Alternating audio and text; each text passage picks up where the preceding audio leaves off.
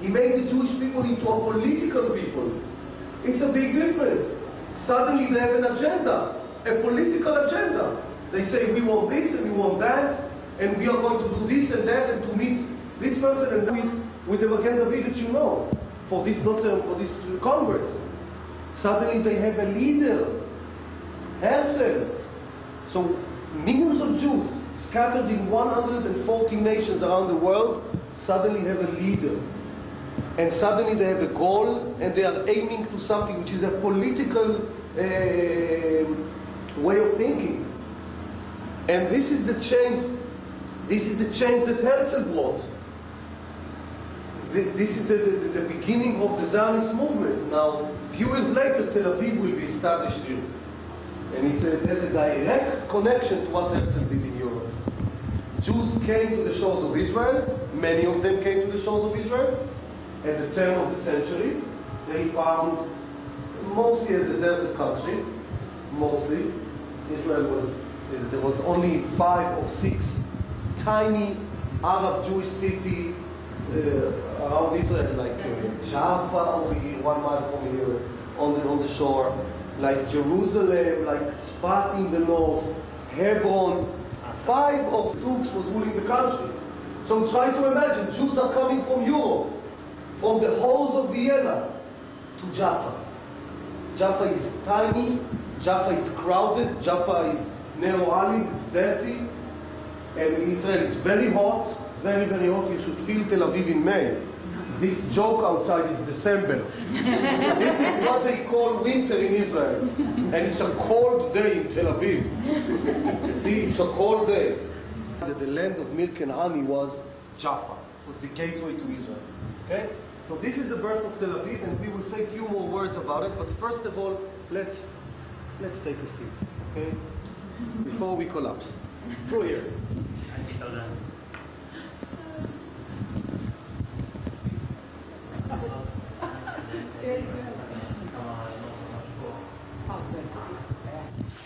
2,500 years ago, 2,600 years ago.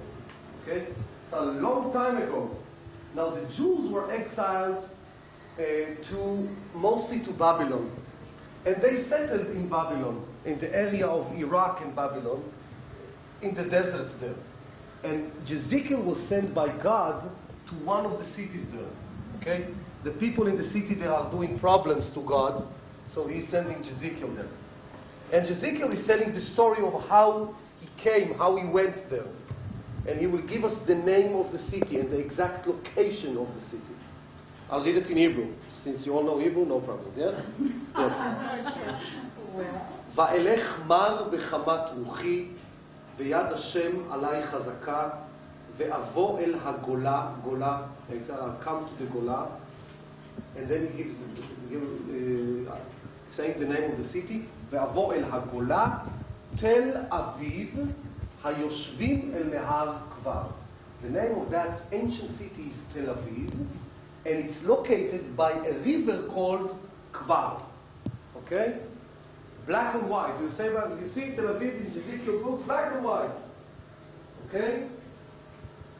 Tel Aviv. What was the meaning of the name? Ma? First of all, why don't you say your name and where you're from? Okay, hi. My name is Debbie Wallstein, and I'm from Minneapolis, Minnesota, from the EMSA region of USY. And why did you come on the trip? Well, I feel very fortunate. I was asked to come on the trip as a parent of a USYer, potentially, who might make pilgrimage, might come to a visit to Israel. And so to see the program that is offered, and also to see the operation of the program, sites they may see, and also security and all the issues around the programming, and exactly the content and type of programming that might be available for our youngsters. When parents ask you, what you saw, what your feelings are, what are you going to tell parents when you get back? Well, first of all, I think I'll preface it by saying that I made it clear that I supported the trip to Israel anyhow, and so I felt fairly convinced. I came, so that I could portray it to other parents that Certainly, I think that the programming itself is exceptional. We've had such an opportunity to see quite a number of programs and see some of the kids who are already participating in the programs. It's a very well-designed program. Certainly, the security features are in place. And most importantly, I think we've talked to some people and seen that Israelis continue to live in Israel as they have lived before. What we see in America is very much skewed by the media. We're seeing just the worst scenario. We're not seeing people continuing to live. We've seen children going to school. We've seen students studying in the yeshiva.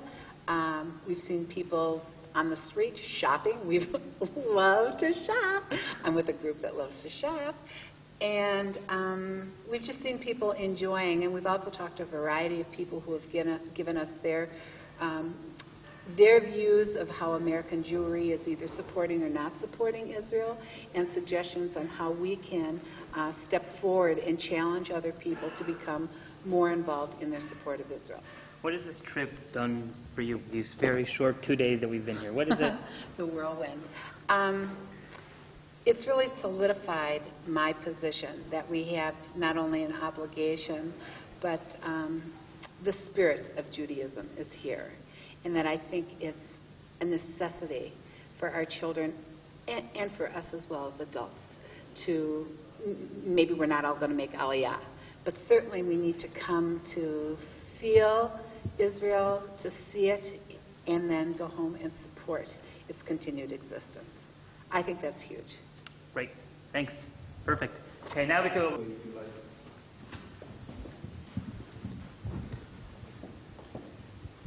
And please have a seat right here, right in the center part here.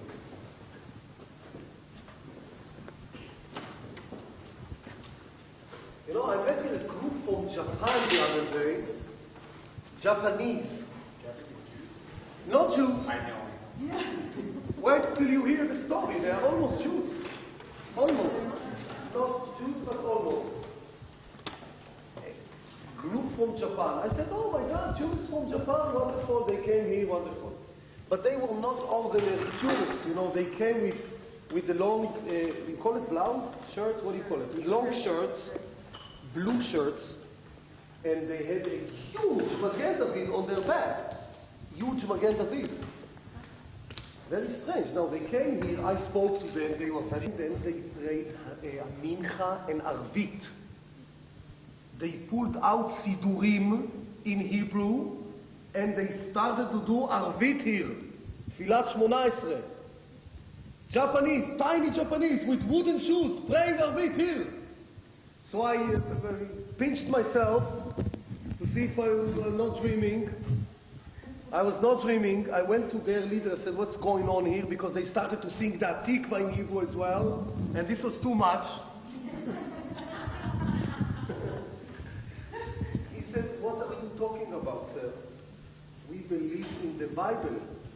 We believe in you. We believe in Israel. We believe that if you will survive, the world will survive with you.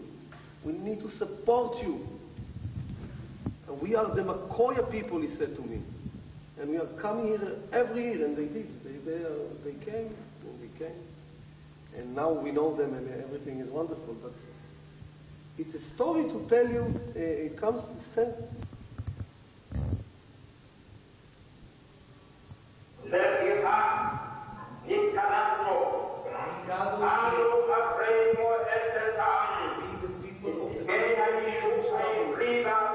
Representative of the Jewish tradition of the British Mandate. In our virtues and historical basis of the UN resolution, we hereby declare establishment of the Jewish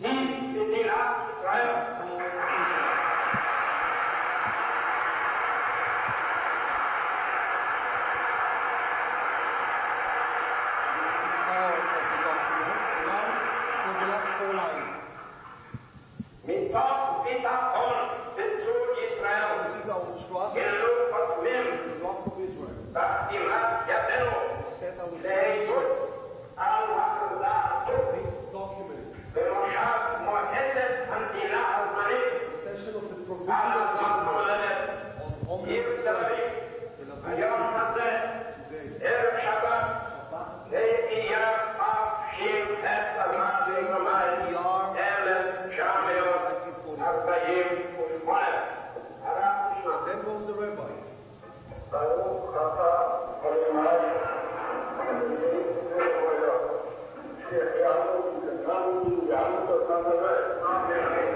And the orchestra.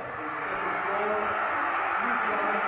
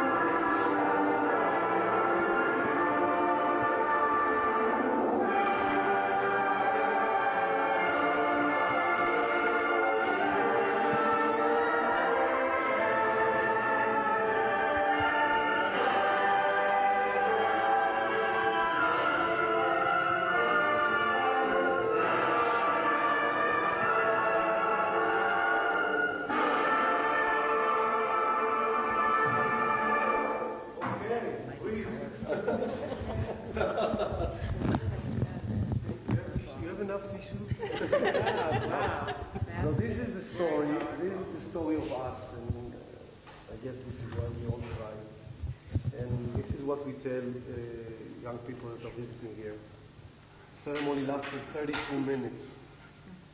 And from here, Ben-Gurion ran outside to the headquarters of the Haganah forces, and the war was on. 5 or 6 Arab armies invaded Israel from all directions, and the rest of the stories you know.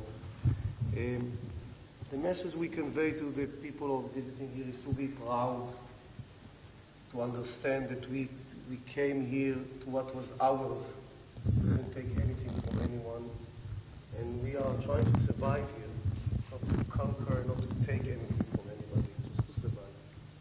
So thank you very much. Thank you. Thank you.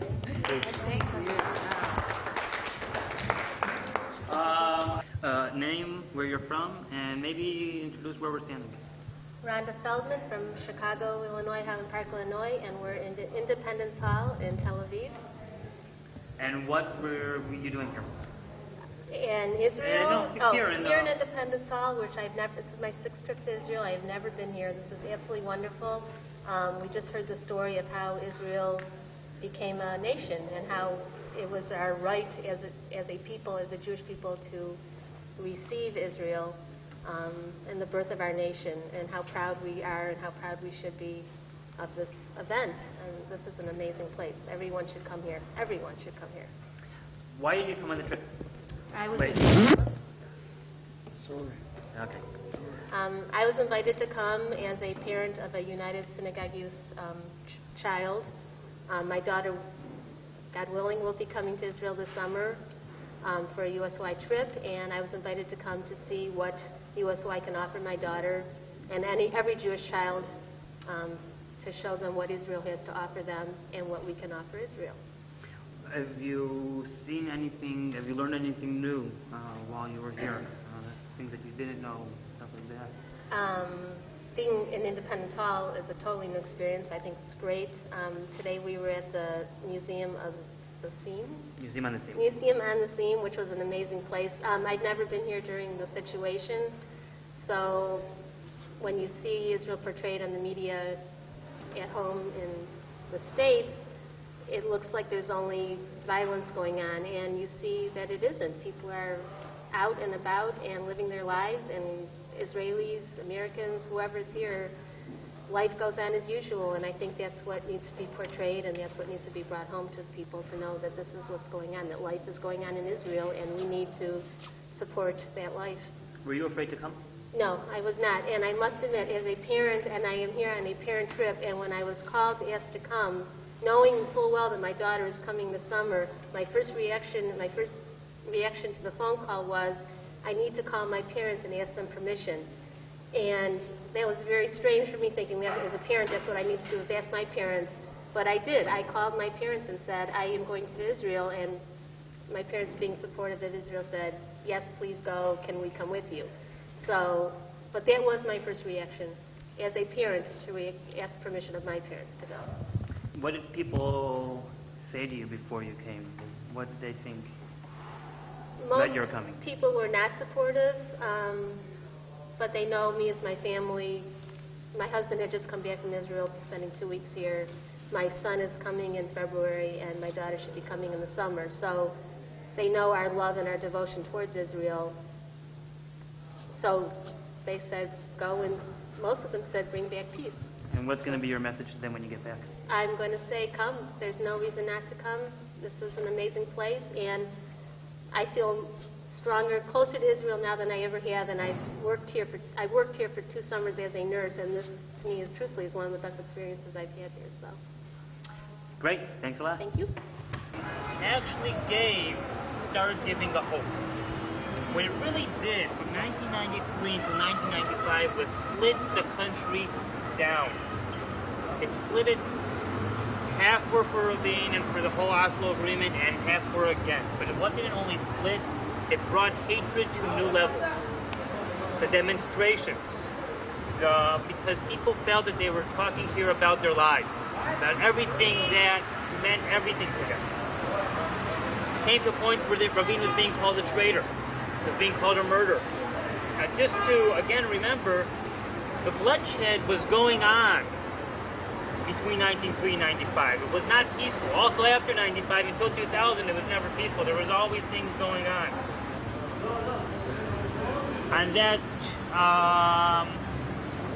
November 4th, 1995, a rally got together.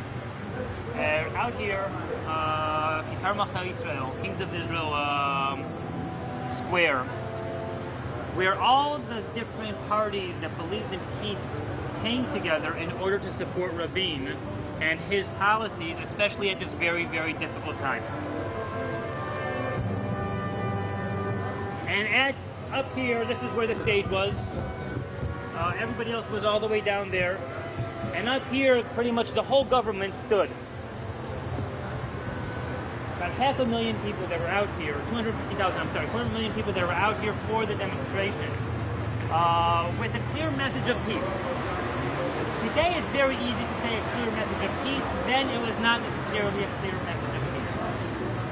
But it was something that Rabin afterwards, people said, felt very good, that not only people were hating him, but people also supported him. November 4th, 1995 is going to be a turning point in Israel for a few reasons. I remember as I was a counselor in the Israeli Scouts.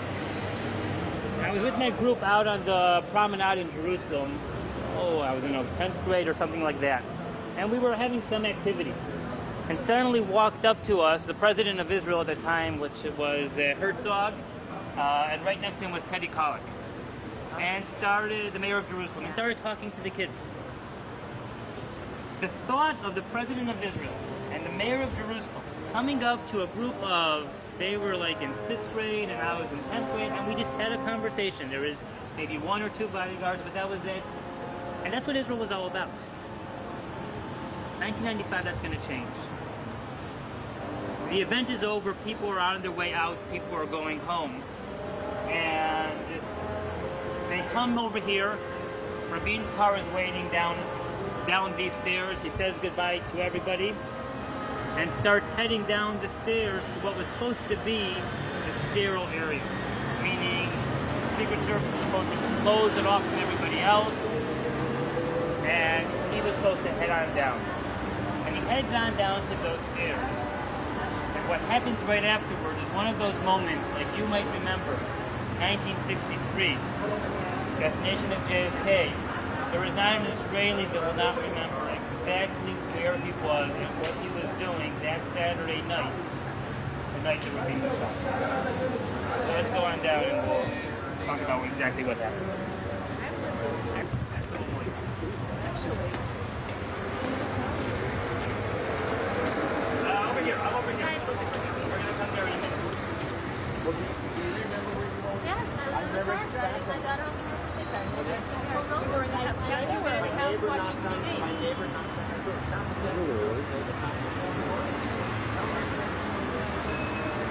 Rabin is going to come down these stairs, and if you can take a look on you'll have there, they marked exactly where everybody was standing.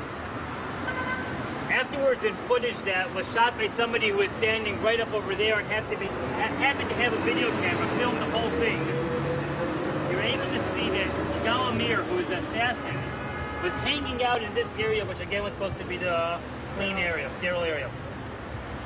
And he was sitting right over here on these steps. Nobody talked to him, nobody said a thing. Rabin comes down the stairs, is headed towards his car. Before anybody knows what happens, Yigal Amir gets up, walks behind him, and shoots 3 shots to wound him very seriously. Rabin is put in the car, sent to the hospital, and a short time after that, he died. The word got out very, very quickly.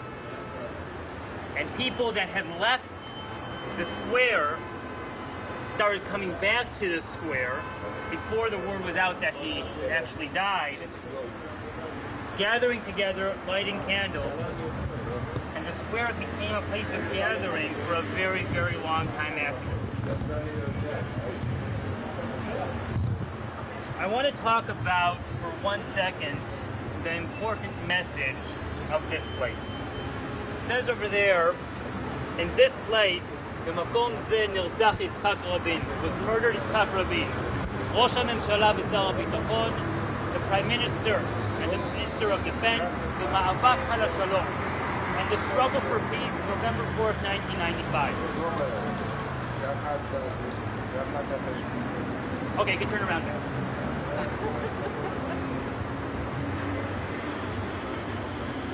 I think we get lost in dealing with the conflict about what it's all about. We get so much involved in who's right and who's wrong and what this soldier did today and what that soldier did tomorrow. But let's think about the people that we are, what is in our literature, what Rabin fought for, and what this is all about. What are we fighting for? We are fighting for the right to live here in peace and in quiet. That's why Rabin took that step. The Rabin, the chief of staff of 1967 that liberated Jerusalem, the commander of the battle in Jerusalem in 1948, and the prime minister then is the one, the army person is the one that is able to take that step with the Palestinians and to risk a lot, in fact to risk his life and then to pay for his life in order to take that extra step. We can today say, was it worth it, was it not worth it, are they trustworthy, are they not trustworthy? But our ultimate goal is peace. We say every single day, 3 times a day, Sim Shalom. Oseh Shalom b'momav v'yaseh Shalom aleinu. The word Shalom keeps on coming up in all kinds of different places in who we are. It's not just a phrase that is thrown out there, but it is something that has been with us for thousands and thousands of years. When they were trying to figure out who did it, there was one thing that was going on inside me. Maybe wrong to say, but I was hoping, I was like, please let it be an Arab, please let it be an Arab. Don't let it be a Jew.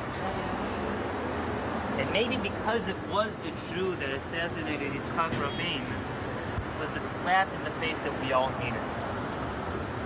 Maybe that was the lesson that we all needed, the shake that we all needed in order to say, stop. Let's see where we're going. Let's see what we're doing. We're here for a reason. We're here because this is the only place that we can be. We have no other home. Everything else is temporary. To be comfortable in the home that we have, today we are welcome, tomorrow we might not be. But here is the only place that is ours because it connects in all kinds of different ways. There is no other place that, even though we might not be able to understand the Hebrew, we know the Hebrew belongs to us. It just means we have to work harder at learning it because that is our language, not English. English is their language. And our struggle for this place can only be through the eyes of peace. That has to be our ultimate goal. And when we lose that goal, we lose everything. And I think that if there is a message that comes out of that dreadful day of November 4th, 1995, it is that exact message.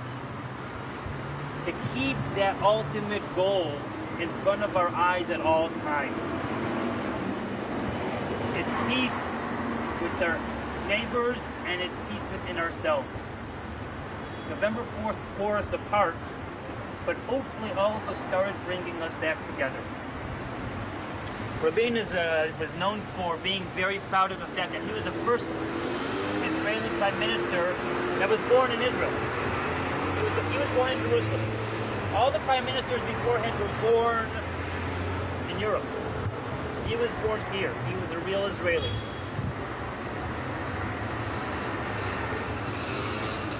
And he was also the first and hopefully the last prime minister to be shot and killed for what he believed in. I hope that that is also a message that we can remember in connecting to what we talked about last night. Because as long as that is our message, then we're right. You can't be wrong with that being our message. And it's a simple one. And it's one that is routed in us as Jews, should be as Israelis. And it's Oseh Shalom B'Mromav, Hu Ya'aseh Shalom, Aleinu V'al Kol Yisrael B'Mromav. And after that, you don't need to say anything else. There is a lot of... One of the interesting things that happened here afterwards, that a lot of graffiti was written. People came and felt they had to express themselves. And they expressed themselves by writing things. And the walls and everywhere around was full of graffiti of people saying things. Slicha was one of the big things. We're sorry. We're sorry for bringing our society to a place where hatred can be so deep that we have to come to murder. We're sorry for this happening. And a lot of other things that were written, they decided a few years to clean up the area, and they left parts of it as a monument. Most of it is in Yiddish, but I would recommend you guys to take a look. The monument over here, we'll go around to the entrance.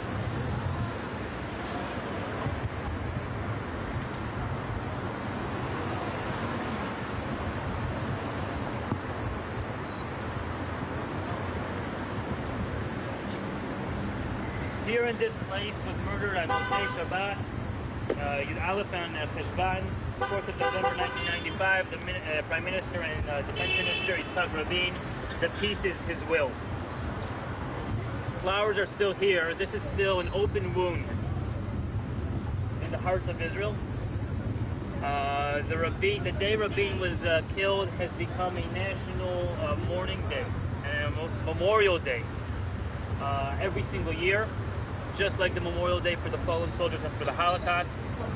And I think that there is a symbol in that becoming a day that is remembered every single year, the day that the peace is his will. And again, that is our goal. And this is Yitzhak Rabin. The name was changed the week after the assassination to be the Rabin Square. And this is our here.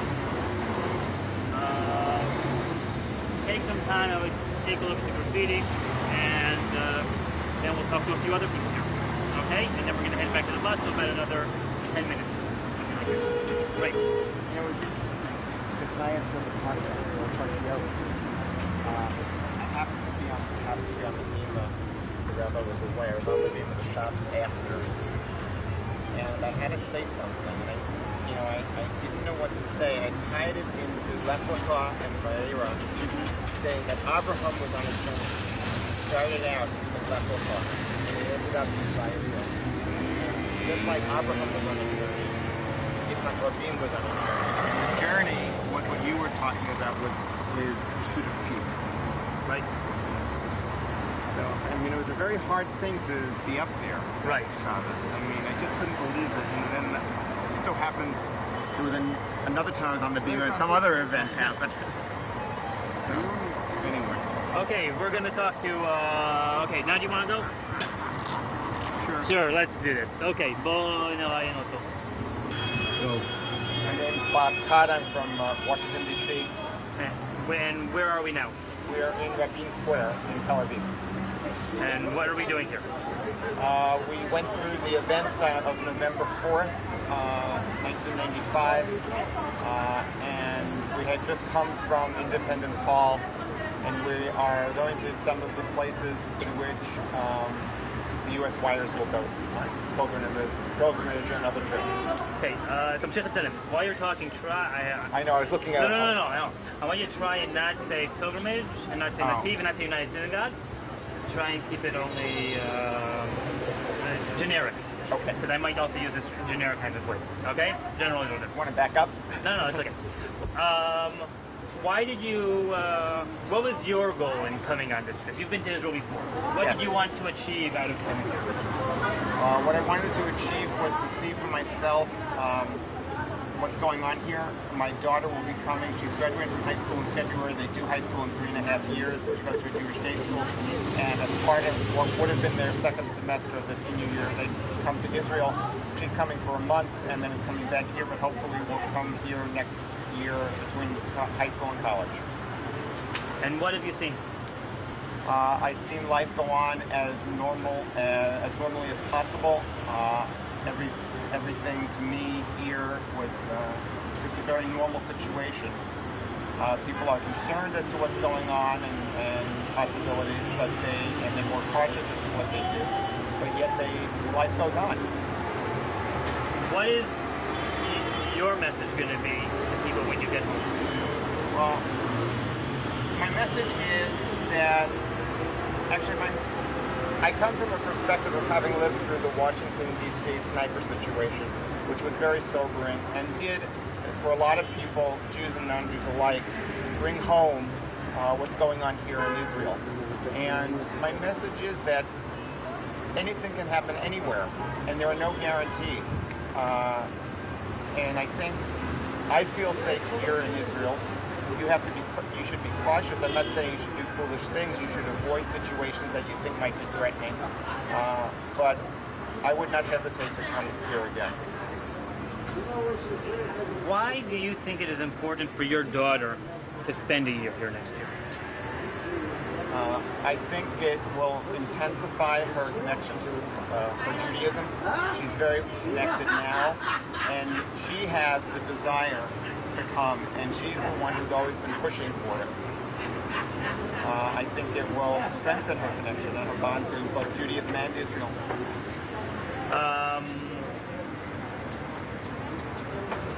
What has these 2 days done for you personally? How has this trip been different from other trips? It's been more intense in the sense of we've been listening to speakers. It's very packed with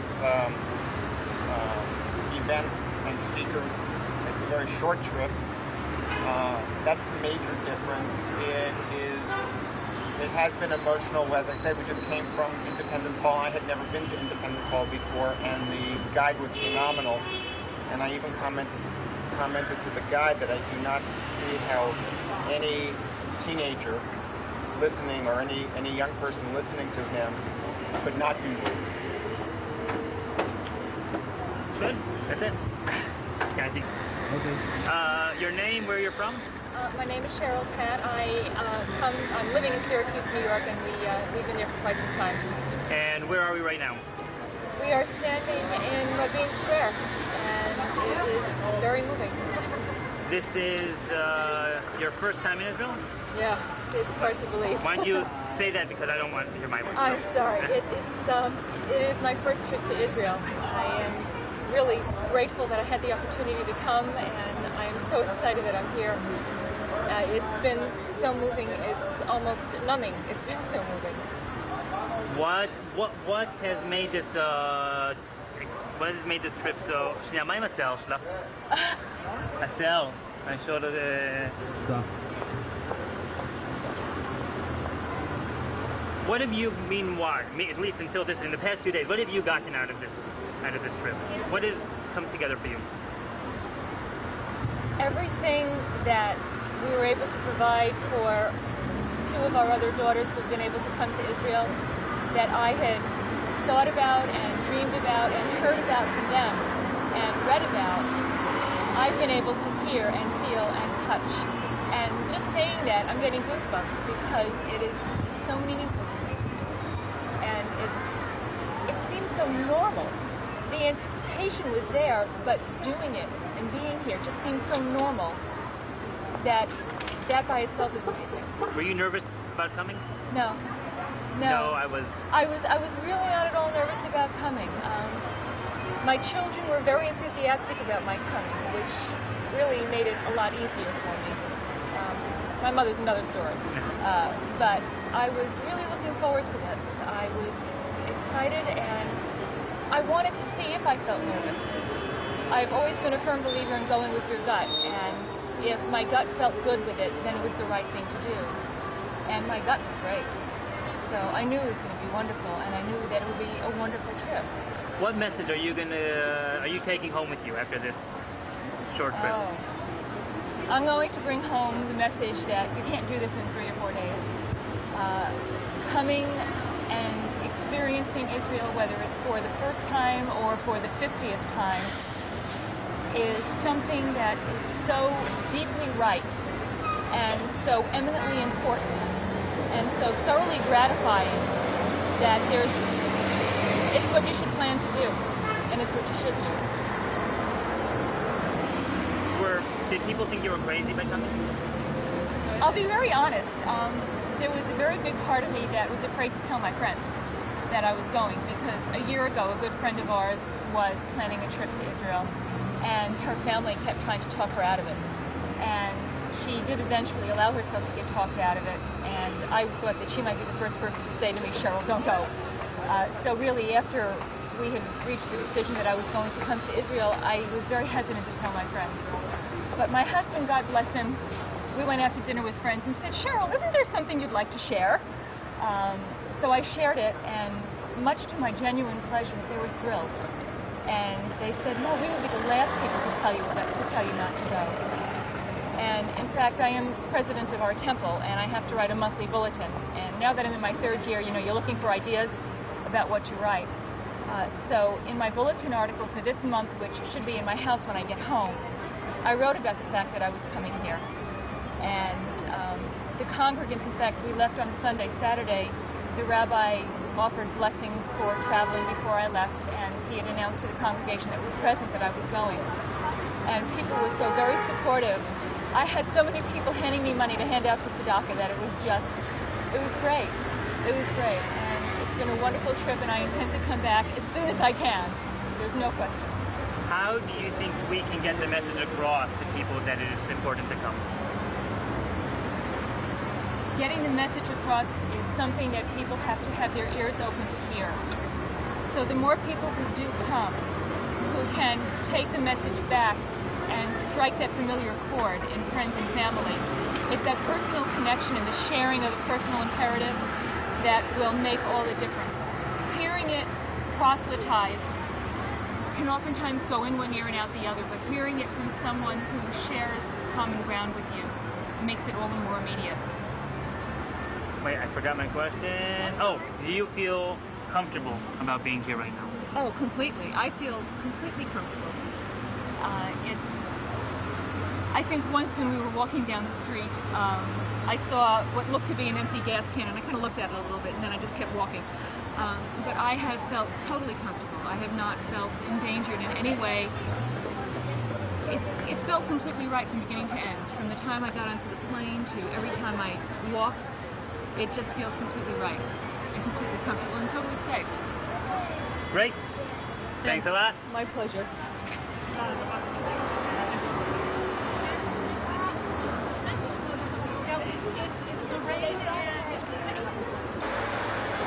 Okay, your name and where are you from? I'm Esther Salve-Hindle. I'm from Toronto, Ontario, Canada. And where are we standing right now?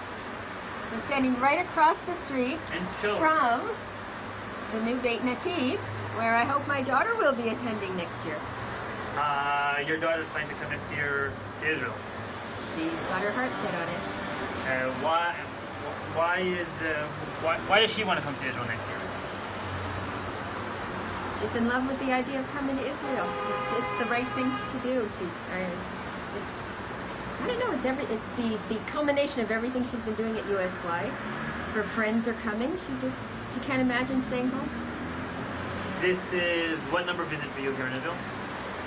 Well, I used to live here, so 3, 4. Okay, and But it's been a long time since I was here. when was the last time you were in Israel? 30 years ago. And what have you found? How have you found the country different from your last visit? Well, Repeat my question. That means put my question into your answer. how have I found the country different? Very developed. And I had never taken a tour before. I'm actually enjoying the tour. I never went to any historical sites. I always went around by myself and my friends. What has been one of the highlights of this trip for you? One. Well, the Independence Hall was wonderful.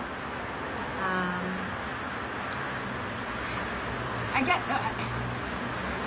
everything. I mean, everything touched me. It's hard to say. I used to live in Yafa, so when you were talking about landing in Yafa, it meant more. It meant a lot to me. Speaking with David last night, all the tourists, yes, it was nice speaking with the ladies, and it's nice being able to use Yiddish a little bit. Why do you think it is so important for kids to come to Israel? Well, to repeat a phrase that was said today, Israel is our second home. I really believe that it is a Jewish state, and I was just reminded of that today, and I've missed it for 30 years, and I regret having been away for so long. I think it's vital. My older daughter came this summer for the first time, and she's longing to get back. What message will you take with you when you get back to Canada? I think parents have to make more effort. Parents in Toronto, in Canada, in EC Rusi, which is the district that I come from, to make more effort to send their children here. I don't know why we haven't been, but I'm certainly going to be working on it. It's a shame that we haven't. We haven't supported it enough, and I can see it. Anything else you want to add? Yeah, can I stay for a few more years? Great. Thank you. Perfect. Okay. Your name and where you're from? My name is Deborah Robinson. I'm from Southern California. And where are we standing? Tell us where we are.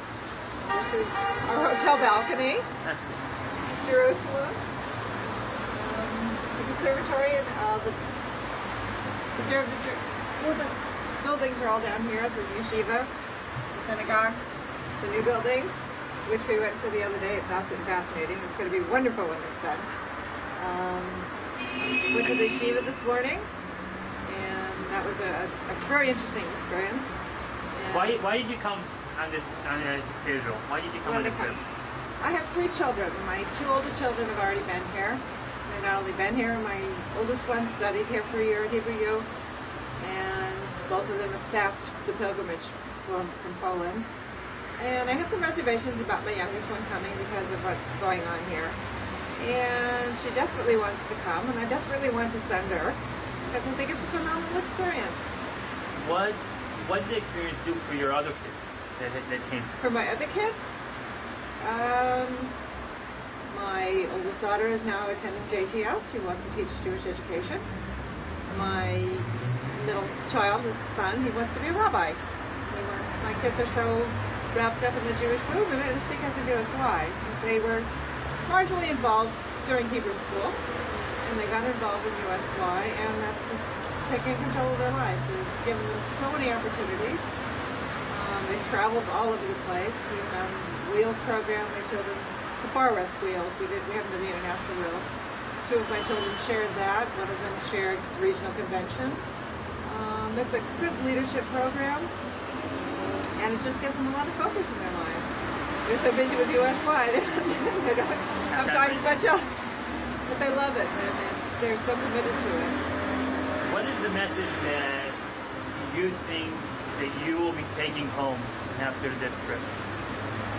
I feel safe here. My daughter said, the one that lived here said she didn't worry about being here, but I think I needed to see that for myself.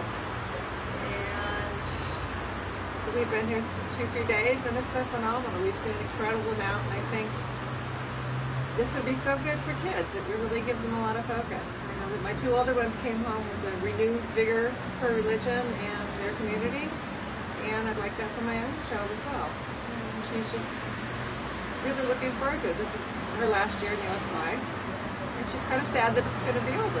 The other 2 moved on to other programs, and they're still involved in the Jewish community, and I think it's all because of USY. Was there anything new for you in this trip? I've enjoyed the parents. I was kind of, it's kind of scary for me to get in somewhere with, and I don't know anybody, and I think everybody was kind of in the same boat, and I think that's where the kids come. They don't come with their friends, they come with whoever, and they meet kids from all over the United States. And I've had a good experience with parents and hearing their point of views and their outlook on being here. And some are quite reluctant. They're admittedly reluctant to be here, and I think that's changed since I've been here. People are feeling secure and feeling excited about the program. And I don't think I have any problems about setting my town. I don't want her to miss out on this experience. I think she needs to do it.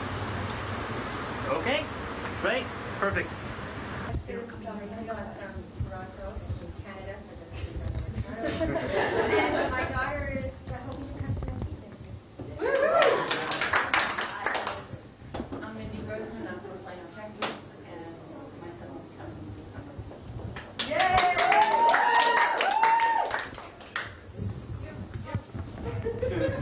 I'm Miranda Feldman from Chicago, and I have a daughter who will be in Southern I'm Deborah Robinson from Southern California, and I got my daughter, my 3rd child is coming for college. Mary Taylor from Philadelphia area, and my daughter's coming this summer in pilgrimage. Bob Cotton, Washington, D.C., and my daughter will be coming on TV next week.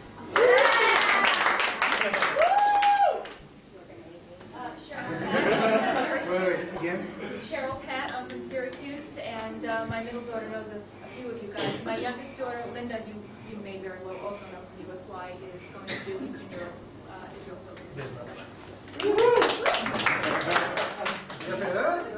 I'm sorry.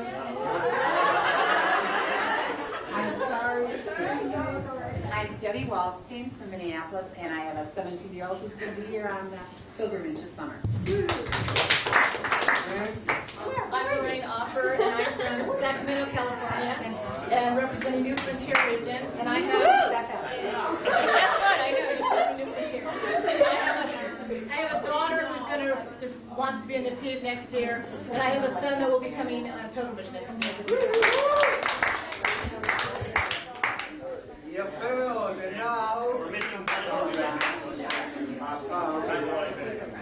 Bob from New York, we're missing Bob from New York, but one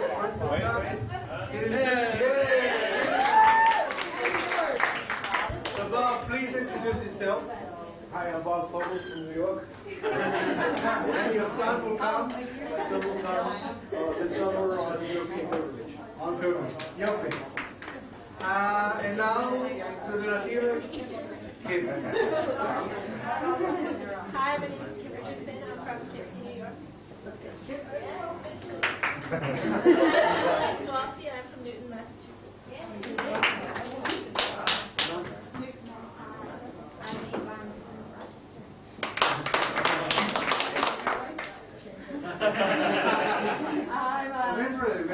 I'm Rachel Marina from Wisconsin, and I'm from New York before. I'm Yael Silverstein. I'm from Seattle, I'm Ben Hopkins from Minneapolis. my neighbor!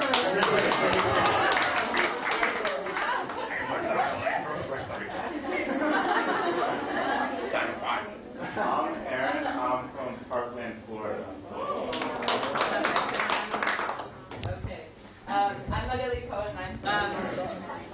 Lee. I'm from Menlo Park, California, and I'm on the Hebrew University circuit to teach. I prepared a little speech, so Hebrew University's been like one of the most amazing experiences I've ever had. My classes are amazing every time. I have an Islam class, I have a political communications in Israel class, I'm studying Arabic and Hebrew simultaneously. It's just been amazing. My professors at Hebrew University range from an ex-political advisor to an ex-camp director. This just kind of gives you an idea of the weird makeup that makes up Hebrew University. So, I've never seen such an amazing group of people before as far as students go. I have a German nationalist in one of my classes. There's a lot of Dati women in a lot of my classes. It's just very interesting. The attendees of Rothberg, which is the international school at Hebrew University, they daily surprise me with their various background, like whether it's educational or racial. You have students coming from Brandeis, you have students coming from places in Japan, all over the place, just the most random places you would not expect. And I feel that in the 7 weeks I've attended Hebrew University, I feel like I've learned more in that time than I have in like more than like 1 or 2 years at public high school, and that's saying a lot because I went to an interesting high school. So, about campus life, 20 of the 23 participants of the TEEP have decided to do the play, or are doing the play. It's going right now. It's West Side Story, and we've had, I think all of us can vouch for the fact that we've had an amazing time. Yeah. I want to move on to something a little more serious. The fact that we can't overlook the terrorist incident that it really still lingers at Hebrew University. It really infuriates me that in one sense terrorists have won in the fact that it really instilled a sense of terror into like the very heart of Hebrew University as a campus and as a community. It frustrates me that while my friends in America can walk through any gate, into any cafeteria, and into any building, I can't. But it's a little uplifting to know that in one sense we still go on, we still won. The ubiquitous flower wreaths outside Frank Sinatra that I see daily are left by Solidarity Missions, and it's just a sign that there's a constant support from groups like you who send their children and come themselves, and we really do appreciate it. It's really helpful. Thank you so much. Anytime I go into Frank Sinatra, I'm always going to remember those who died, but I know that we've won because it's still standing today. So.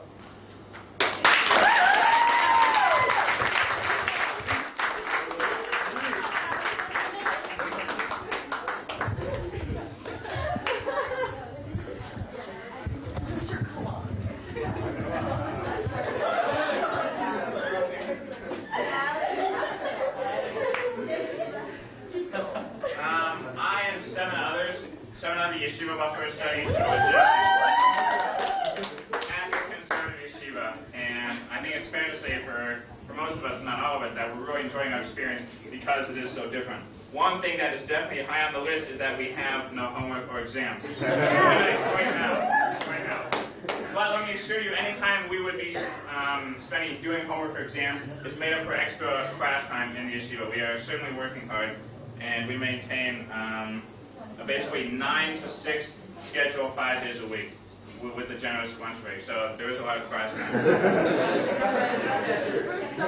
Right. Now, what about class structure is that the classes are average 3 hours. And yeah, that's a long time, but when you do the first half a little more in a Chavruta, which is one-on-one study, which I really became a part of this year and absolutely love it. Time passes so quickly. It's amazing. And then you have the shiur where the teacher and everyone else discusses what you should have learned. And so that's a lot of fun too. So time does pass quickly. And just a taste for the classes we're taking. 4 mornings a week we study Gemara. Right now we're doing Sanhedrin, Parish Shlishi. And in the afternoon, each afternoon is different. There's Midrash, there's liturgy, there's Halacha, there's Parshat Shavuot, Conservative Judaism, we did something on Rambam. One morning we have religious Zionism, Ben has like Hasidism. I mean, it's just something different, something exciting, and it's really cool. And what we do with the text is, for each Charuta, they do give us text in the original Hebrew or Aramaic, and it's hard. It's really hard. But these teachers and everyone else, it's a really supportive, environment, and that if you have questions, like, they're really welcoming, and they're there to teach you, how to learn. And so it's intimidating, but with the dictionary and with time and perseverance, you can do it. And when you do a little bit and you progress, like the way you should learn, that's an amazing, amazing feeling. The teachers at the yeshiva are absolutely fabulous. There are a lot of them that are wonderful. The big name, the Rosh Yeshiva, is Rabbi Joel Roth, who is, I think it's fair to say, the conservative, Reb. He's our Rebbe. And having had some years with him, he's unbelievable. Parents are ready.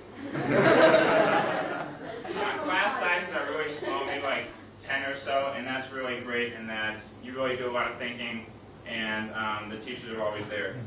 But about the community, there are maybe 30 or 40 other full and part-time students, and these are all post-university students, a lot studying to be rabbis or cantors at JTS, but some just want to take a year off and do some Torah study. And they're an amazing group. And at first it was intimidating, being younger.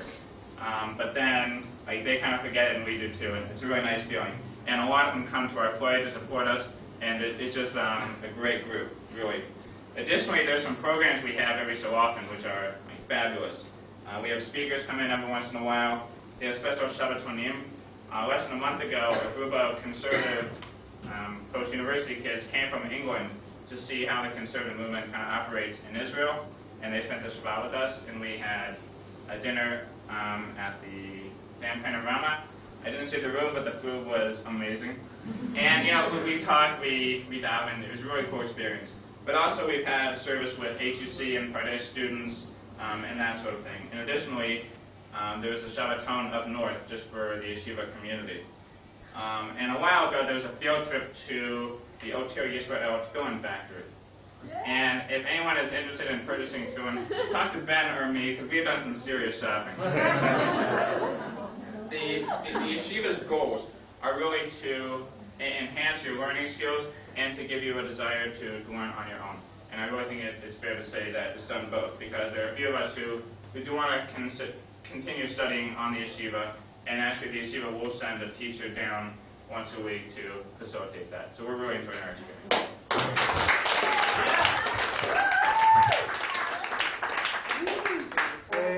They don't need to stand for a tikva. Oh, okay. Before we do any, we're going to present you a video that now is finished finally. That's going to be of Nativ. They acted out something small, and we got it videoed and edited, and it's going to be presented at the International Convention in 2 weeks, less than 2 weeks, to another 1,300 young kids to see what Nativ learned.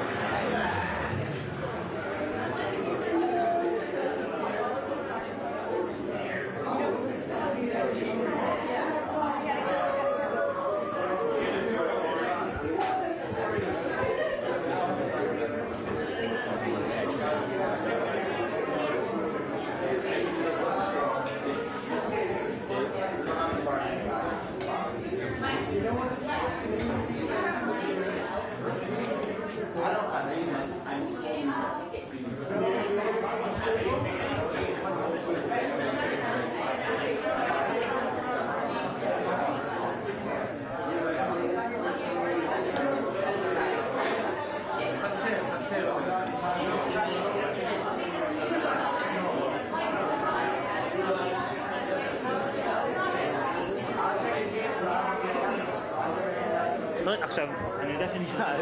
After college, that I don't know if my dad will be able to handle that yet. Don't know if I'll be able to handle it yet either. Moving here, making Aliyah. Is that what you want to do?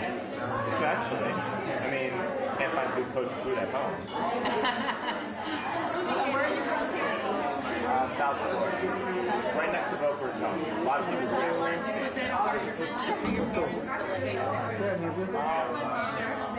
You said fear. Oh, well, came back the second semester started. And when it comes to they said, okay, now we're partial credit. So they weren't striving for the A's, they were striving on to some, just learning. They felt that they couldn't try to teach classes as good as they wanted to. Right. They would have worked differently if they were getting grades, those Do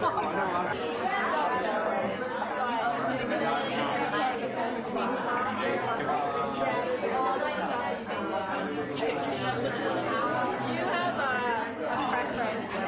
It's not really they choose for you, but you can ask if you want. Like, I want to work with I don't know. I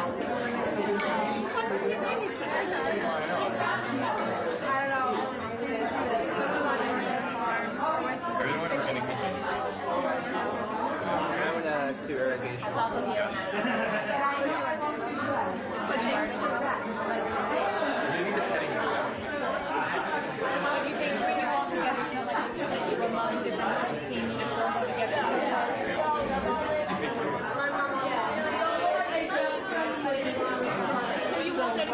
not like, for example, you're at university and the other that happens 1 year when there is about 60 people on that team. But other than that, everybody's together, especially such a small amount of people. It's really awesome, right? I'm going to switch gears. I don't know what I need to call me. So happy to be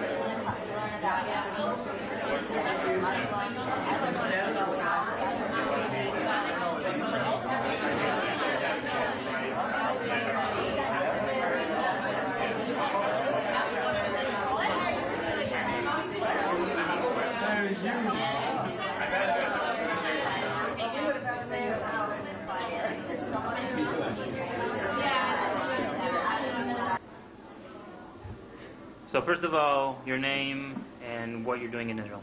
Okay. Where are you from? My name's David Johnson.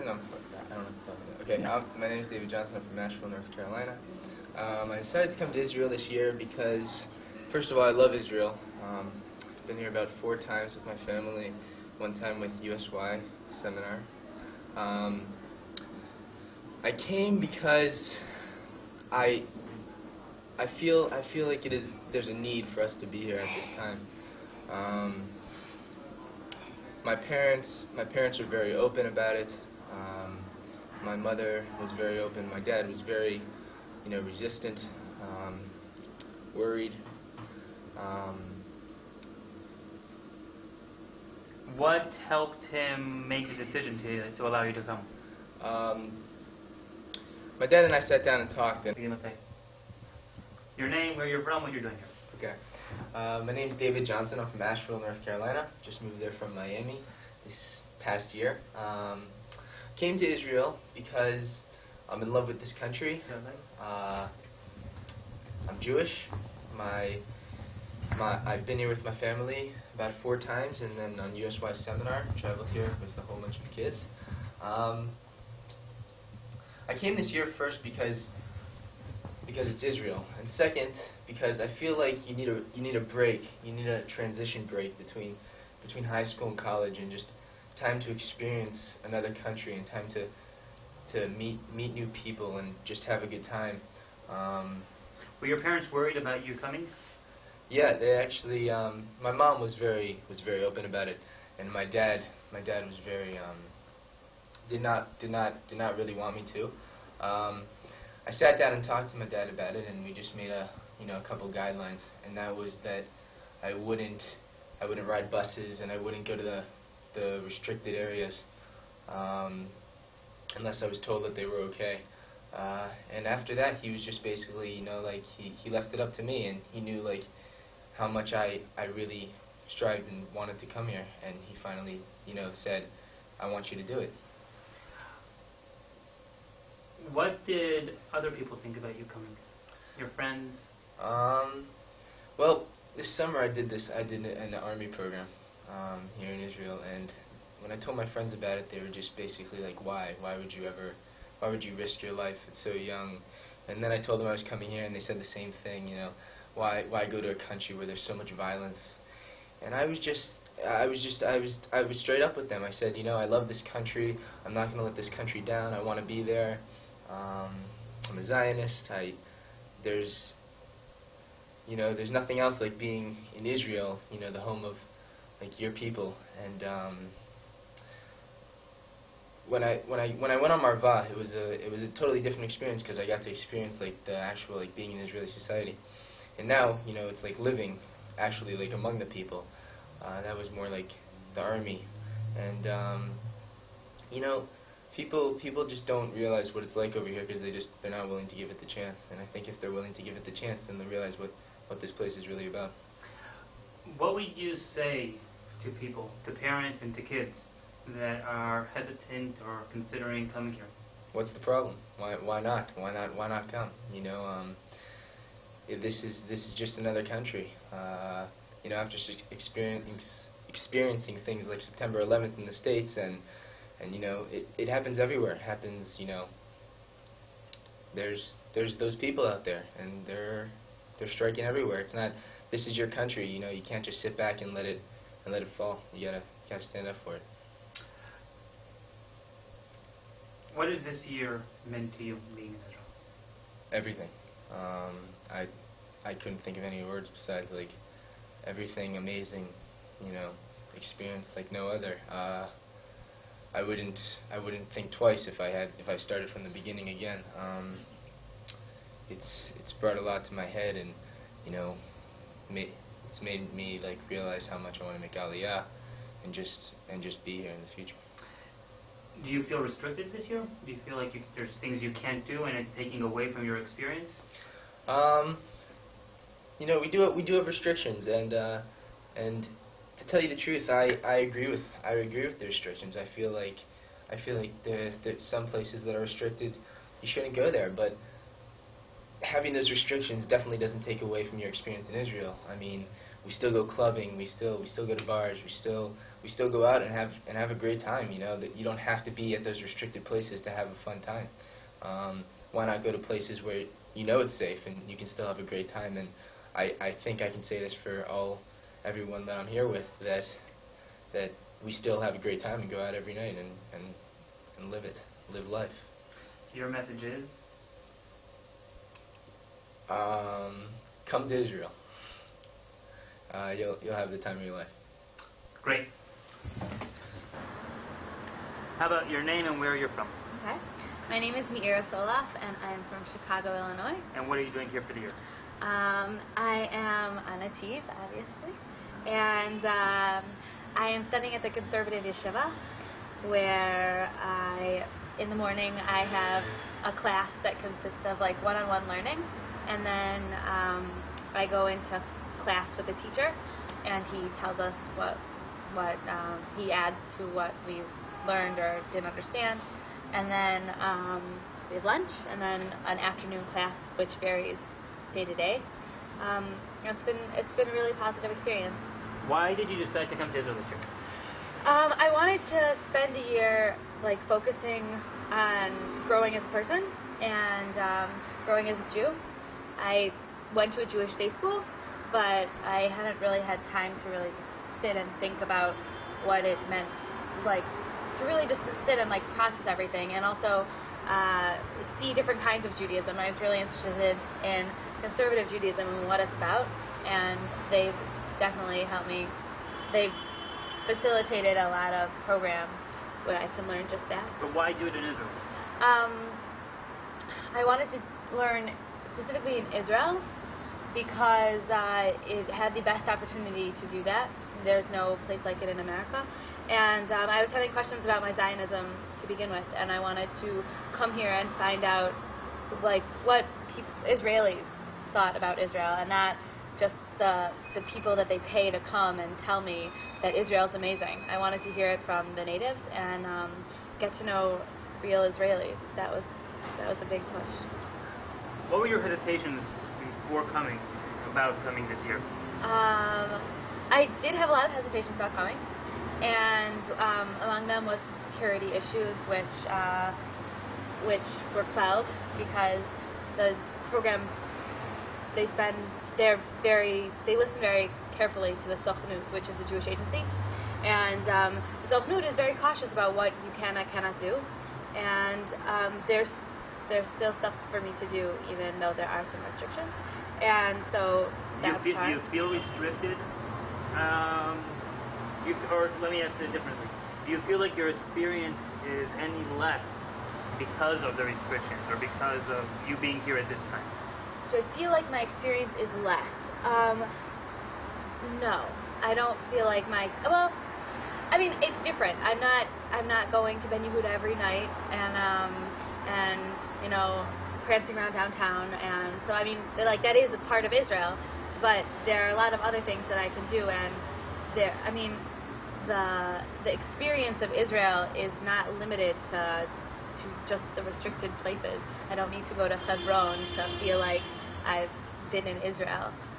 The people here are still very much Israeli. I still can relate to them.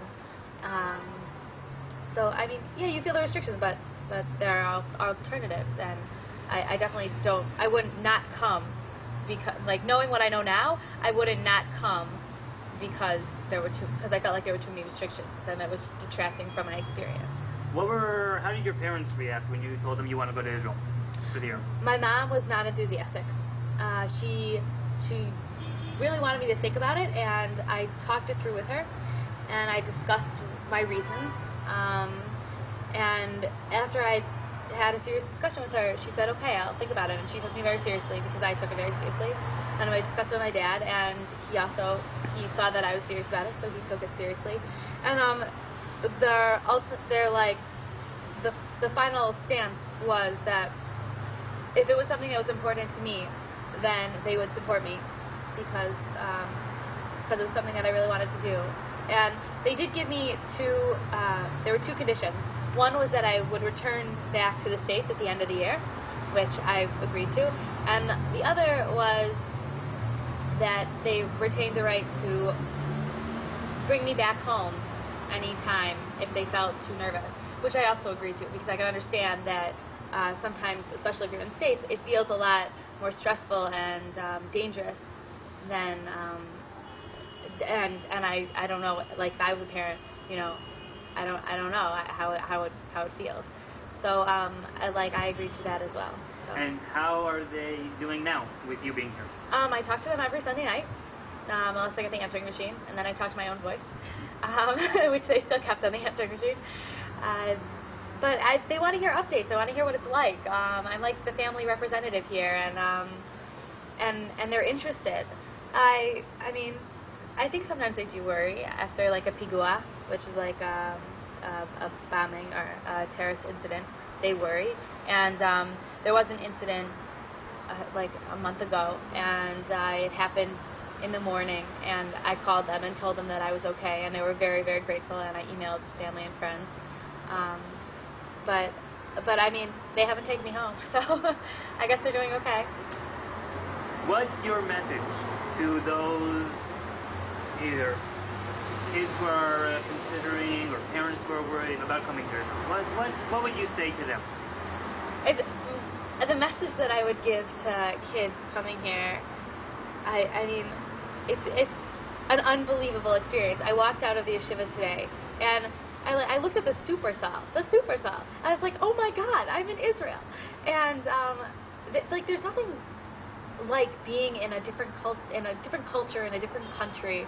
And then I was walking around, and because I had free time today, and I was walking around and I saw like all these historical sites.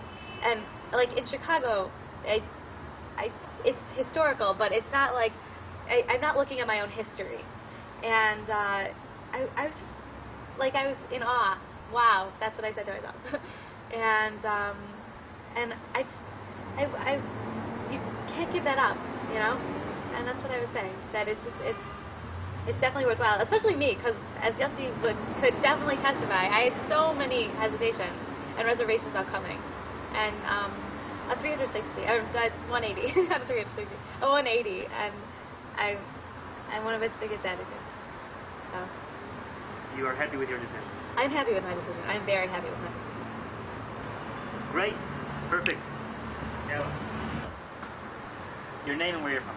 My name is Yael Hammerman, and I'm from Toms River, New Jersey. And what are you doing here? I'm in Israel for the year on a program called Nativ, and for half the year I'm studying at Hebrew University, and then for the other half I'm going to be on Kibbutz Sad, working on the kibbutz. Why did you want to come to Israel this year? I wanted to come to Israel this year. I wanted to come to Israel in general, and it just so happened that this happened to be the year when I was finishing up high school and going into college, and since I was little I've always wanted to spend a year after high school and college. And that happens to be this year. You're studying at Hebrew University, and there was the bombing there during the summer. How has that been? I'm a student this semester at Hebrew University, and over the summer there was a bombing at the Frank Sinatra cafeteria. And the first day of classes for the students at Hebrew University during the fall semester, they reopened the Frank Sinatra cafeteria after it was renovated and closed for a number of months.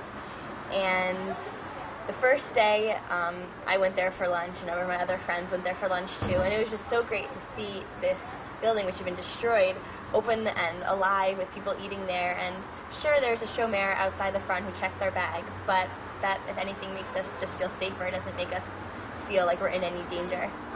And of course, the fact that there was a bombing has left an impression on the university, but it's just great to see that there are so many people who are there and who are still taking classes there. And there are wreaths usually out in front of the Frank Sinatra cafeteria. People come and show their support for the university and leave flowers there, and just show the fact that they care about what happens. Did you have any second thoughts after the bombing about coming? When I first found out about the bombing at Hebrew U, I was shook up, understandably, because it was just kind of bizarre that I could have been there if I had been there over the summer, and of course it scared me. But I think it made the reality of what was going on in Israel really hit home for me, and it didn't change my mind. I'm still here. I'm definitely glad that I decided to come, and I'm so glad that I decided to study at Hebrew U. I made any, yeah. What did your friends think about your decision to come here this year? Most of my friends were very jealous of the fact that I was going to be in Israel this year and that they weren't. Many of them, or most of them, are in their first years of college now, and sure, they're having a great time, but if the decision was completely up to them and they had no influence from their parents or from society, I would have tons more friends here than I would have, and they wouldn't be in their first year of college. So why didn't they come? Most of my friends aren't here because of their parents, because of I wish I knew why my friends weren't here. And if they had the choice to come now, what would you say to them?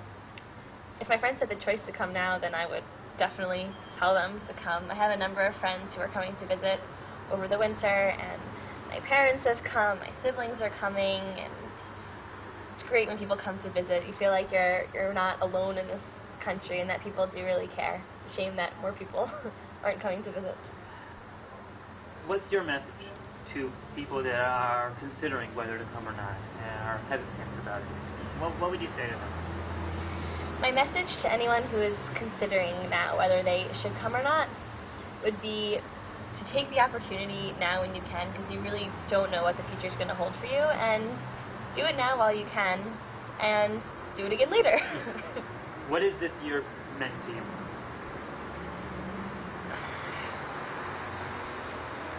For me, this year has been, I guess it's been a year of challenges, and it's been a year when I've really had the opportunity to face Israel head on and to really see what it is. Because the fact of the matter is that Israel isn't only the land of happiness and good things, you know. Things happen and you need to deal with that.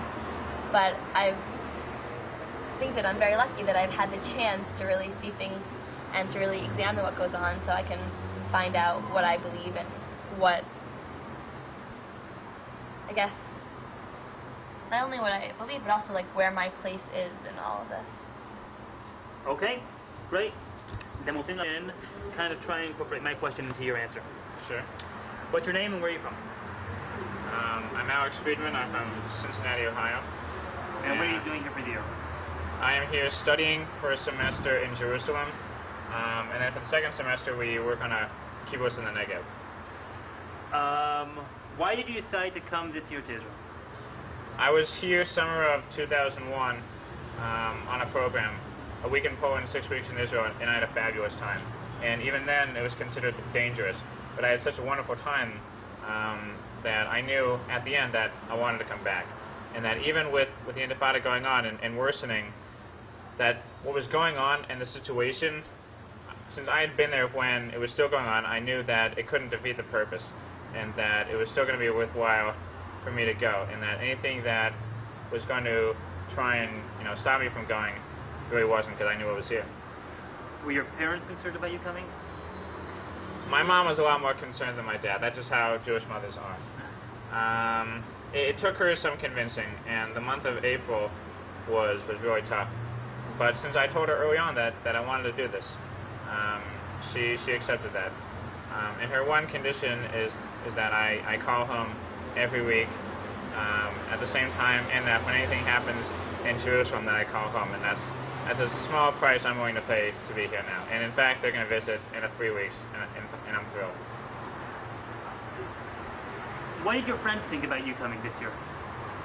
Well, my Jewish friends, were really proud of me. I've written some emails to my camp friends, and they've written back, and with their emails, at the top of nearly every letter is, you know what, in a way I'm jealous of you. I kind of wish I could be there too.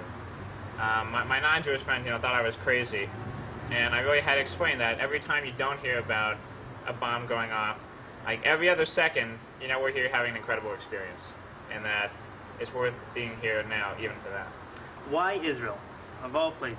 Why did you have to come to here? Well, that wasn't a question. It was either here or college in the U.S. This is just, it's not just my place, it's our place, and I feel part of it, our tradition, and that's not really a question. I mean, this is just where we belong. I lost my question for a second. No. What would you say to those who are hesitant, that are considering whether to come, not to come? I would say that do it not so much, to help the economy, to give support, but do it because at the end you're going to feel good because you were here. Even more so right now. It's just something that you go through yourself, and you realize that you yourself are committed as a Jew, not just in words, not just by giving money, not just in studying, but by actually living out, the words of the Torah by being here. And if that means being here now, then you'll feel even better. What do you feel like you are missing out on the experience because of the situation, because of the restrictions? Are you having any less of an experience? There are some little things that are frustrating at times, and the situation is never far from our minds. But you know, riding buses and not going to busy areas, those sort of things, you know, those are annoying. However, you know, thinking of the situation so often reminds us, you know, so often why we're here, and having that constantly, you know, go through our heads, that makes it a whole lot better. Are you afraid to be in Israel? Absolutely not. I'm here. What? And again, I forgot my question. Yeah.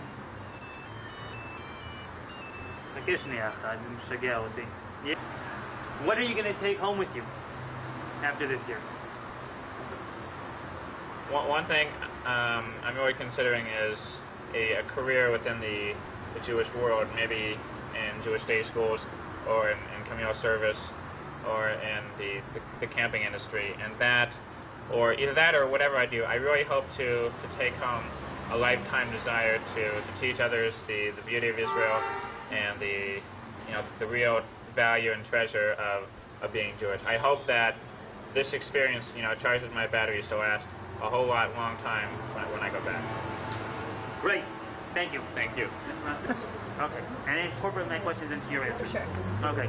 Your name, where you're from? My name is Barry Weiss. I'm from Pittsburgh, Pennsylvania, and I'm currently on Nativ. And why did you decide to come to Israel this year? I could probably answer the question of why I decided to come to Israel for this year. It would take me longer than 24 hours, but I guess I'll give you a few reasons. One of them, and I would say this especially when I was doing a lot of Israel activism stuff last year, you should come to Israel because you want to support Israel, because my friends who are Israelis care that I'm here, because cab drivers care that I'm here, because I'm supporting the economy, because of all those reasons. But I think a reason that's often overlooked is how much it's doing for me to be here right now, for me as a Jew and just for me as a person in terms of personal growth between high school and college, and growth in terms of my Jewish identity, in terms of my growth as a Zionist and love of Israel, and I don't know, so those are two reasons. I guess I just feel there's something really, I guess the word might be potential or alive. There's just a sense here that, at least I feel it myself, that when I feel sorrow here, I feel it much more strongly than I do at home, which is difficult, but also when I feel simcha here, it's just so much sweeter, and there's just something that's very true and real about being here. Were you worried about coming after the bombing in Yemen? סליחה רגע, אנחנו עושים פה רעיון. דוד, אתה הולך לשם? תודה רבה. Was I worried about coming after the bombing in Hebrew U? Say again. Was I worried? The question is, was I worried about coming after the bombing that took place in the cafeteria at Hebrew U? I was at camp when I found out about the bombing, and I remember a lot of the Israeli staff members were really shaken up by it, and I didn't really understand what that meant, like what it meant. I'd never been to Har HaTzofim before. But then I looked in the paper the next day, and I saw that a counselor of mine from a summer program, Nesiat, 2 summers ago, was on the cover of the paper crying, and I guess then it really hit me. And one of my, a friend of a friend who's become a friend of mine is Michael Simon, who was going to be engaged to one of the women that died in the Hebrew U bombing. So I think it's actually affected me more since I've been here and actually put faces behind the headlines. But I don't think it affected my decision so much about whether or not I was coming. Were your parents worried about you coming? I would say, like, if you're going to blame my sense of love of Israel or Zionism, whatever you want to call it, on anyone, it'd be on my parents. My parents are big Zionists. It's sort of in my blood. I have a younger sister that's here for 3 months who just got here a week ago, and we're going to have bat mitzvah here in May. So 2 of their 4 daughters are here right now. So I would say that a big reason that I'm here is because of my parents. And, I mean, of course they're worried. Who wouldn't be worried? You're crazy if you're not worried about your kid being abroad anywhere for a year. So, I mean, I guess the solution for us is to talk all the time. And but they trust me, and we're just in communication, and I think that's sort of the solution, or the balance. Do you feel like you are restricted in any way, or that the restrictions are taking away from your experiences here? Yes, I'm not going to lie to you. I think the restrictions have changed my experience in the sense that if, for example, I was allowed to take buses, I feel like I would know my way around Israel a lot better. But I think the restrictions are absolutely necessary for my parents' peace of mind, for a lot of reasons. But yeah, the restrictions have affected things. But does that mean that I'm not having an authentic Israel experience? No. On the contrary, I would say that I think that the restrictions have made me appreciate things that I can do even more. But they've definitely changed the experience that I would have had if I would have come 5 years ago. Knowing what you know now about how your experience is, would this sway you in any kind of way about considering whether it comes this year or maybe next year or maybe summer? No. Would the restrictions change? If I knew about the restrictions? No, not at all. I was here in March, and I was much more restricted when I was here in March, and there were bombs going on all the time. And even then when I came and basically had to stay in a kibbutz guest house for 7 days and listen to speakers and learn about how to educate people, I still think it was essential for me to come. Even just in terms of me being here this year is like rekindling the flame. And you go to the States and you think that you're going to love it as much as you do when you are here, but it really is hard to keep it alive. So I just know that this year is going to help me be able to educate people on campus for the next 4 years, and hopefully I'll be coming back all the time, hopefully make Aliyah. So yeah, but no, I think the situation has made me want to come even more. Maybe that makes me crazy, but it's true. What do you say to your friends about, may I ask you about how this year is going? How's it going? We actually don't talk about this. I mean, they ask about the situation, but it's more like personal questions, like, am I growing this year? Is it difficult being here? The answers to both are yes, and things like that. It's not questions so much about, safety and security. Are you afraid to be in Israel? No, not at all. No.